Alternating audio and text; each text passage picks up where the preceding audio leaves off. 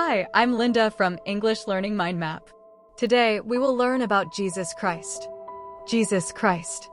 Historians often seek to chronicle and exemplify the virtues found in the life of Jesus Christ. In other words, they record the events of his life and show him as a perfect example of total devotion. Early life. To trace the origins of Jesus Christ, we must see how he chose to obscure and navigate his path during his early life. Simply put, he kept his true nature hidden and found his way through the years of his youth. Hidden years. Within that early life, the so-called hidden years allowed him to maintain and practice his faith in private. This means he kept his identity unknown to the public and spent his time doing his religious duties in secret. Carpentry Apprenticeship. Because the hidden years required a trade, he began a carpentry apprenticeship to hone and labor as a local builder.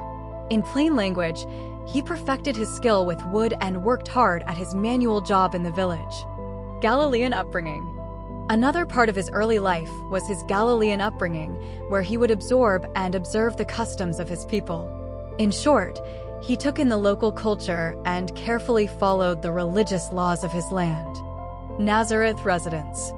The focus of his Galilean upbringing was his Nazareth Residence, which forced him to inhabit and endure the life of a commoner. Basically, he lived in that small town and put up with the difficult conditions of a simple peasant. Public ministry. Following his early life, Jesus Christ began a public ministry to proclaim and gather a following in Israel. This means he announced God's message out loud and brought together a group of disciples to follow him. Miraculous Deeds. As part of his public ministry, he would often defy and restore the natural order through miraculous deeds. Put differently, he went against the laws of nature and made broken things or bodies completely whole again. Healing ailments. A famous type of these miraculous deeds was his effort to cure and alleviate the pain of the sick by healing ailments. To be specific, he made people healthy again and took away the heavy suffering they felt. Parabolic Teaching. Besides signs, his public ministry relied on his ability to utilize and convey deep truths through parabolic teaching. In essence, he used simple stories as tools and passed on his spiritual wisdom to the listeners. Sermon narratives. The most vital examples of parabolic teaching were his sermon narratives, used to address and challenge the crowds. In plain language, he spoke directly to large groups and forced them to rethink their old ways of living. The Passion. The end of the life of Jesus Christ is known as the Passion, during which he had to endure and suffer great pain. In other words, he put up with being betrayed and went through terrible physical and mental agony. Judicial Trial. A critical part of the Passion was the Judicial Trial, where he had to face and maintain his dignity before the judges.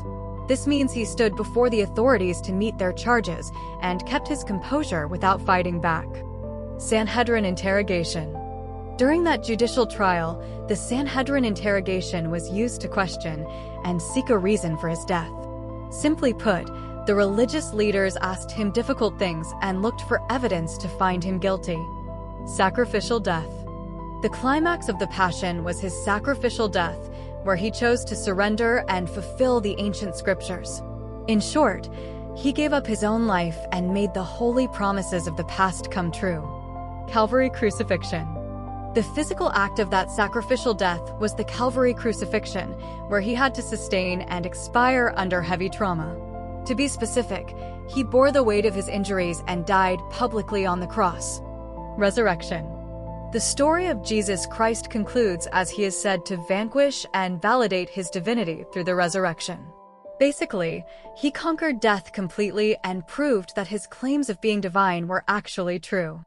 Empty tomb.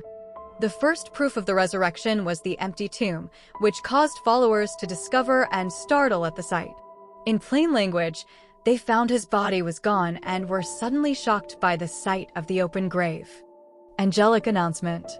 At the empty tomb, an angelic announcement was made to herald and confirm the news of his rising.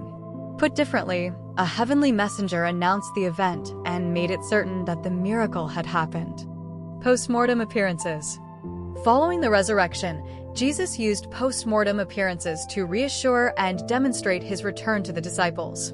This means he made his friends feel safe again and showed them clearly that he was alive. Apostolic Commission. Finally, during his post-mortem appearances, he gave the Apostolic Commission to delegate and empower his followers. To be specific, he handed over his mission to them and gave them the authority to lead others. Thanks for watching. Please like and subscribe for more English lessons.